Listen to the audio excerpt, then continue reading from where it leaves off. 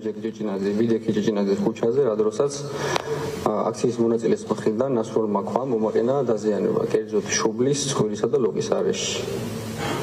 დაახლოებით რომელ საათზე მიხვედით თქვენ? დაახლოებით მივედი 10 საათზე, საღამოს 10 საათზე.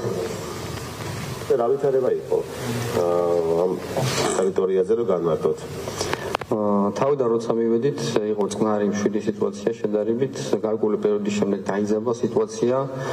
აქციის მონაწილეები გახდნენ აგრესიულები, გვაყენებდნენ სიტყვიერ ფიზიკურ შეურაცხყოფას, ისროდნენ გარკვეულ საგნებს, კერძოდ ბოთლებს, რომელიც მოთავსებული იყო ქრდები, საღებავები, კვერცხები, სხვა მძიმე საგნები და ასე შემდეგ.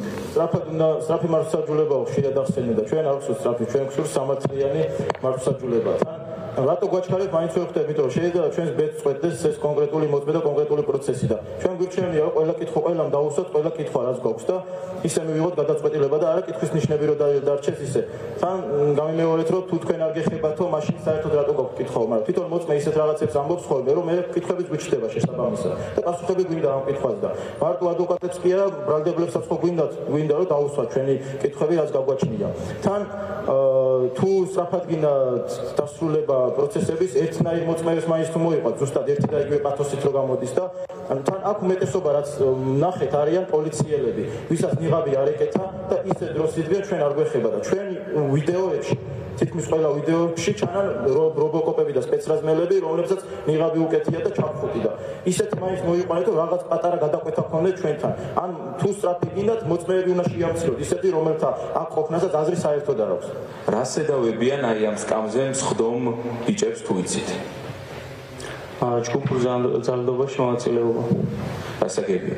და თქვენ რომ მოდიოდით, აი ორი კითხვა და დავასრულებ ბატონო მოსამართლეო, თქვენ თუ იცით თქვენ მიმართ განხორციელებული ძალადობის ფაქტთან დაკავშირებით ამ ქმედების ჩამდენი პირი თუ არის აი რა ინფორმაცია გაქვთ, იმყოფებოდა თუ არა, რომ მოდიოდით, იმყოფებოდა თუ არა დარბაზში პირი, ვინც თქვენ დაზიანება მოგაყენათ?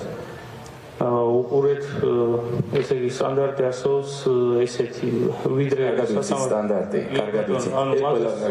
ვერც მე ვიტყვი და ვერც ვერავინ, რომ ვთქვათ შეიძლება იყოს უშუალოდ ვინ შეიძლება და შეიძლება ანუ არ იყოს. არა, მე გეკითხებით და დავასრულებ ამით. ვინმე არის, ვინც დაზიანება მოგაყენა? ეს ინფორმაცია გქონდათ აქამდე? სავარაუდო პირები, ვინც ჯგუფურ ძალადობაში მონაწილეობდნენ, კი ბატონო. კითხვა სხვა არის, თქვენს მიმართ მეთქი. თორე ეგ ბრალი რაც აქვს წაყენებული, ყველამ კარგად ვიცით, ვინც აქ ვარ. ანუ უშუალოდ მე ვარ, ანუ ჯგუფურ ძალადობის მწვერვალი, ანუ რა მივიღე დაზიანება. ესე კონკრეტულ პასუხს ვერ გამცემთ, ანუ ამასთან დაკავშირებით. სწორად გავიგე? რა გაგეცით ახლა? არის კითხვაზე პასუხი. შესაბამის პასუხი არა ვიცი. შეიძლება სიტყვებით მოატყუო ადამიანი, მაგრამ ემოციები, სახეზე სიცოცხლე და თვალები არ იტყუებია. აქედან გამომდინარე, მინდა რომ კითხოთ თქვენ შეიძლება თქვათ, რომ არ მაქვს ნანახიო და მე გეტყვით, რომ იყო ესეთი კადრი, როცა ბიჭს სახეში ფეხი ამოარტყეს, მანამდე ქუსლი ჩაარტყეს და თქვენ აქ მოხვედით მარცხენა ხელის დაზიანების გამო ქვა მოხვდათ. მე როდესაც მცემეს აქციაზე რუსთაველის მეტრომდე დაახლოებით რო ვირბინე ფეხით. პატრულის ეკიპაჟი, პატრულის მანქანასთან აი სადღაც ერთ კაცზე მინიმუმ 5 კაცი ურტყამდა ხოლმე და ჯიბეებში ხელშაწყობილი მიყურებდა და გვიყურებდა ყველას, აი გოგოებსაც ცემდნენ იქ ბიჭებსაც.